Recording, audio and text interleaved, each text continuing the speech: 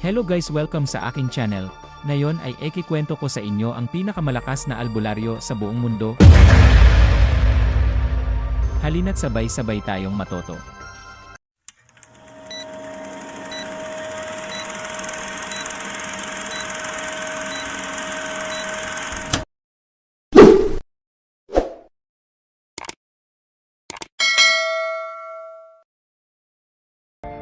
Ayon sa isang alamat sa kabundukan ng Sierra Madre, may isang albularyo na nagngangalang Juan Lazaro na itinuturing na pinakamalakas na albularyo sa buong mundo.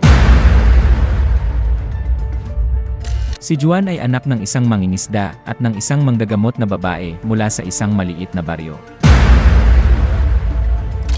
Mula pagkabata, nakitaan na si Juan ng kakaibang talino at kakayahan sa panggagamot. Ayon sa kwento, kaya niyang magpagaling ng tao gamit lamang ang isang simpleng bulaklak na makikita sa kabundukan. Si Juan ay tinuruan ng kanyang ina sa sining ng panggagamot gamit ang mga halamang gamot. Ngunit sa kabila nito, siya ay nagsimulang magkaroon ng kakaibang mga kakayahan nang siya ay isang araw, habang nangunguha ng halaman, biglang nakatagpo ng isang mahiwagang matandang babae na naninirahan sa isang kuweba. Ang matanda ay nagpakilalang isa sa mga diwata ng kalikasan, at binigyan si Juan ng kakaibang kapangyarihan na magpagaling ng kahit anong sakit, pati na rin ang kakayahang makausap ang mga espiritu ng kalikasan. Sa pamamagitan ng kanyang kapangyarihan, si Juan ay nakakapagpagaling ng mga tao mula sa mga malulubhang karamdaman, tulad ng ketong, paralisis, at maging ang mga biktima ng mga sumpa at kulam. Ayon sa alamat, si Juan ay hindi lamang isang manggagamot, kundi isang tagapagtanggol ng kanyang baryo laban sa mga masasamang nilalang mula sa kagubatan, tulad ng aswang, tikbalang, at iba pang mga elemento.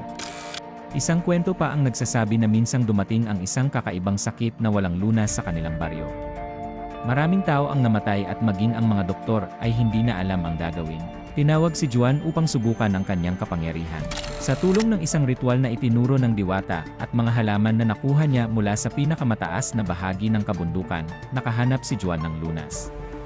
Mula noon, siya ay tinaguriang ang pinakamalakas na albularyo dahil sa kanyang hindi maipaliwanag na kakayahan na magligtas ng mga buhay. Mula noon, mas naging makapangyarihan si Juan sa panggagamot. Hindi lamang mga taga-baryo ang pumupunta sa kanya, kundi pati mga tao mula sa malalayong lugar. Ang kanyang kubo ay naging sagradong lugar para sa mga nangangailangan ng lunas at patnubay. Ngunit sa kabila ng kanyang kasikatan, nanatiling mapagpakumbaba si Juan.